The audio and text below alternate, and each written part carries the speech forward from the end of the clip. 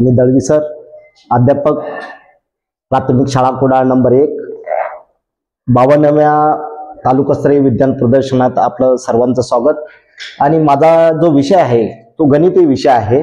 विषय आहे अपूर्णांक। इयत्ता 4थी आणि 5वी 6वी 7वीच्या विद्यार्थ्यांना अपूर्णांकावरती अनेक समस्या येतात। विद्यार्थी पूर्ण ही संख्या सांगू शकतो, परंतु काय होतं ते मिलीलीटर, ग्रॅम आणि सेंटीमीटर मध्ये जर सांगायचं झालं तर विद्यार्थ्यांना अडकळतात, गोंधळतात आणि अनेक प्रश्नांची उत्तर चुकीची देतात। बघा इथं दिसतंय, इथं पूर्ण आकृती आहे म्हणून त्याला काय म्हटलं जातं, पूर्ण पूर्ण असं म्हटलं जातं। त्याच्यानंतर बघा या पूर्ण आकृतीचा अर्धा भाग घेतलाय म्हणून त्याच्यात अर्धा आपण दाखवलं। त्याच्यानंतर या अर्धाचा अर्धा भाग म्हणून याला पाव दाखवलंय आणि पाव भाग 3 घेऊन आपण पाऊन दाखवलेला आहे। परंतु हेच विद्यार्थी मिलीलीटर मध्ये कसं ओळखायचं ते आपण याच्यावरून पाहणार आहोत। बघा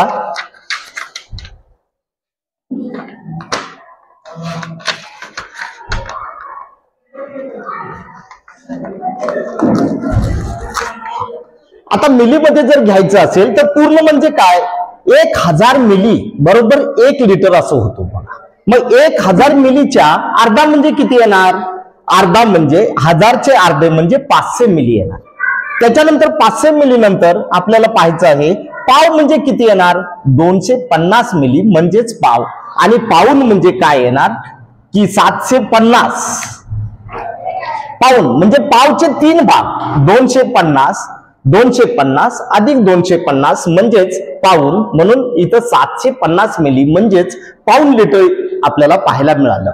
त्याच्यानंतर आपण किलोग्राम मध्ये घेताना आपल्याला काय करावं लागेल मित्रांनो, पहा 1 किलो म्हणजे 1000 ग्रॅम दिसतंय इथं, किलो म्हणजे 1000 ग्रॅम म्हणजे 1 किलो होणार आहे।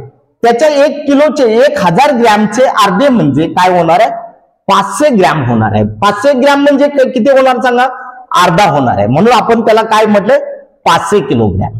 त्याच्यानंतर पाव मध्ये सांगताना आपल्याला काय केलं पाहिजे की 500 चे अर्धा म्हणून 250 ग्रॅम म्हणजेच पाव किलो आपल्याला इथं सांगता येणार आहे। त्याच्यानंतर पाऊन हे सांगताना आपल्याला एकतर अर्धा किलो म्हणजे 500 ग्रॅम अधिक पाव किलो म्हणजे 250 ग्रॅम, एकूण बघा इथं 750 ग्रॅम होतं। हे आपल्याला दर्शवायचं आहे। आणि वारंवार विद्यार्थी चुका करतो, पूर्ण सांगू शकतो परंतु तो मिलीलीटर मध्ये सांगताना तो अडकळतो, किलोग्रॅम मध्ये सांगताना अडकळतो। त्याचप्रमाणे पुढचं जे आहे सेंटीमीटर, जो पुढचं जे हे आहे तर 100 सेंटीमीटर बरोबर 1 मीटर आपल्याला सांगता आलं पाहिजे। मग ह्याचा अर्धा करताना किती, 50 सेंटीमीटर पाहिजे। मग 50 सेंटीमीटर म्हणजेच काय झालं, अर्धा झालं, या आकृतीच्या अर्धा म्हणजे 50 सेंटीमीटर पहा। त्याच्यानंतर पाव म्हणजे 25 सेंटीमीटर आणि पाऊन सांगताना आपल्याला काय करावं लागेल, 50 अधिक 25 ची बेरीज एकूण 75 येतं, म्हणजेच 75 सेंटीमीटर हे आपल्याला सहज असं ओळखता येतं। विद्यार्थी काय करतात की 4थी मध्ये 5वी मध्ये जाताना पूर्ण संख्या सांगू शकतात, परंतु जेव्हा मिलीलीटर, किलोग्रॅम आणि सेंटीमीटरची संख्या उदाहरणं येतात तेव्हा विद्यार्थी अनेक प्रकारच्या चुका करतात। म्हणून मी आपल्या समोर हा जो चार्ट आणलाय की एकूण सगळे मिली, किलोग्रॅम आणि सेंटीमीटर हे एकत्र आणल्यामुळे विद्यार्थ्यांना सहज, सोपं आणि अवगत होण्यासाठी मी हे तयार केलेलं आहे। धन्यवाद।